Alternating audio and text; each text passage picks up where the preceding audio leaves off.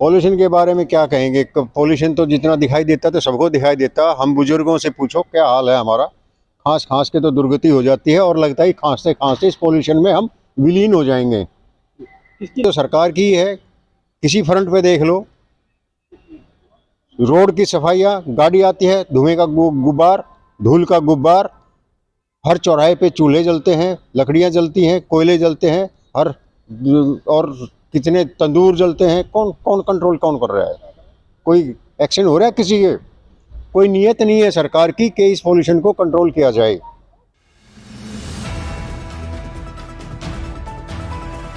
कि ऐसा है, पॉल्यूशन का बहुत बड़ा मुद्दा जो है ना, जो आज को बना हुआ है और पूरे दिल्ली के अंदर, बल्कि बीच बीच में जो AQI था वो 999 तक पहुंच गया, आनंद विहार वगैरह में लोगों ने बताया, लेकिन उसके आगे मेजर नहीं कर पा रहे थे।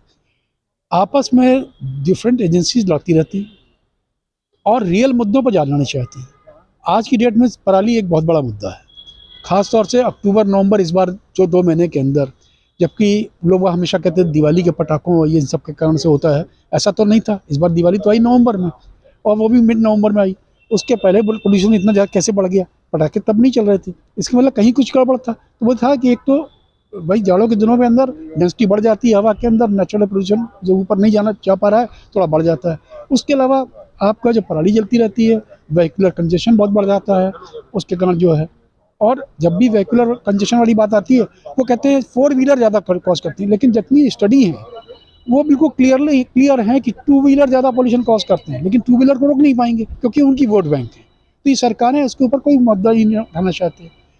पूरे दिल्ली के अंदर जगह जगह इतने इंक्रोचमेंट हैं, इतनी जगह तंदूर जल रहे हैं। अभी तो अखबारों में भी रिपोर्ट आने लग गई कि तंदूरों पर हम एक्शन ले रहे हैं, लेकिन हर गली कूचे पर, हर सड़क पर, हर जगह तंदूर बने हुए हैं, उसमें बायोमेस फ्यूल जलता है, उसके कारण प्रदूषण बढ़ेगा। तो ये तो बहुत बड़े मुद्दे हैं और उस पर सरकार ध्यान नहीं देती। कोशिश करती है, वो कहते हैं डीजी सेट बंद कर दो, ये कर दो और ऑड इवन कर दो, इससे कोई फायदा नहीं होने वाला है। ये तो सिर्फ दिखाने वाली बातें हैं।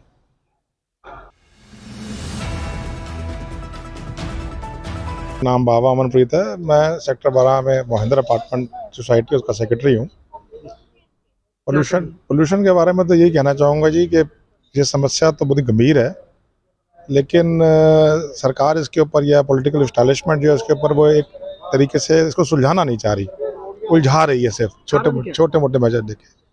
कारण यही है कि जैसे पराली का इनको पता है, व्हीकल पोल्यूशन का पता है, इनको डस्ट और मिट्टी कंस्ट्रक्शन एक्टिविटी का पता है, पर वो इम्प्लीमेंट नहीं होते रूल। और इसकी वजह से क्या हो रहा है कि हम तो अब ये मानते हैं कि दिल्ली में रहना है तो पोल्यूशन के साथ रहना है, और पोल्यूशन एक हमारा जीवन का हिस्सा है। इसके ऊपर हमारी परेशानी ये है कि इन्हीं के कारण हम जैसे हमारी जैसी सोसाइटियों को प्रताड़ित किया जा रहा है।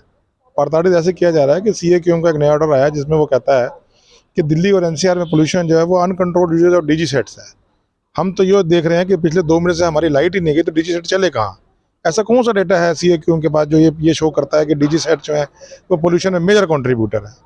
तो हमारी तो सरकार से दरख्वास्त यही है कि वो आम आदमी का साथ दे, डिसाइसिव एक्शन ले और हमें राहत दे, ताकि हम यहाँ पे अच्छे से सांस ले सकें।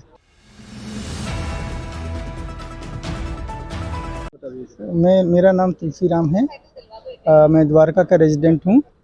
मैं पोल्यूशन पे सिर्फ कुछ बोलना चाह रहा हूँ कि आप ये देखिए कि जो एयर क्वालिटी इंडेक्स है, दिल्ली की हम बात करें तो 400 तक पहुँचता है, और वो सीवियर कैटेगरी में है, और इस कैटेगरी में सांस लेना बहुत दुभर हो जाता है। आप किसी डॉक्टर से भी बात करेंगे तो वो यही कहेगा। मेरा नाम तुलसीराम है। मैं द्वारका का रेजिडेंट हूँ। मैं पोल्यूशन पे सिर्फ कुछ बोलना चाह रहा हूँ कि आप ये देखिए कि जो एयर क्वालिटी इंडेक्स है, दिल्ली की हम बात करें तो 400 तक पहुँचता है, और वो सीवियर कैटेगरी में है, और इस कैटेगरी में सांस लेना बहुत दुभर हो जाता है।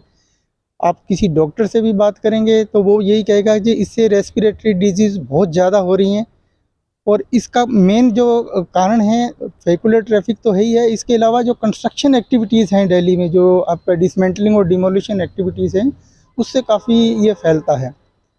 तो देखो, कोई भी प्रोजेक्ट हो वो इंफ्रा प्रोजेक्ट देश की तरक्की के लिए नो डाउट ज़रूरी है, लेकिन इससे रिलेटेड जो है वो पोल्यूशन है उसको भी हमें मिटिगेट करना चाहिए।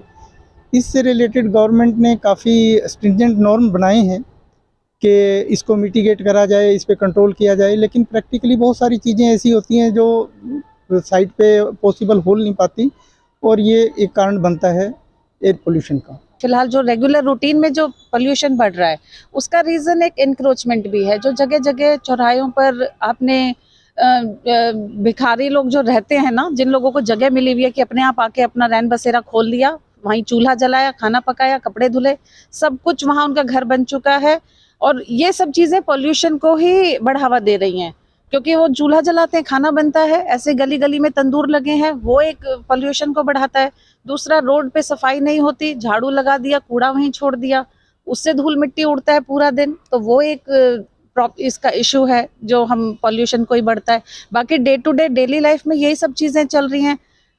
व्हीकल्स इतने हैं रोड पे, उनसे पोल्यूशन हो रहा है।